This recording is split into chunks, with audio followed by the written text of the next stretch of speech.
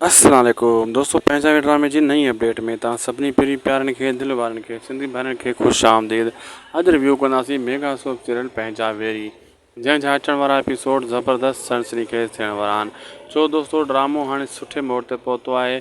हाणे अकबर ख़ान गेम खेॾी रहियो आहे मंसूर ख़ान सां ऐं दिलावर सां, त चाकर ख़ान खे जेको आहे सांवल मारियो आहे ऐं उन गुम कयो आहे, उन पग पाती आहे, यानी हिननि खे पाण में विढ़ाईंदो। ऐं सांवल जेको ॻोठ में अमून बहाल करण जी कोशिशि करे रहियो आहे, इहे कुझु ॾींहंनि खां पोइ ई अमून ख़राबु थी वेंदो।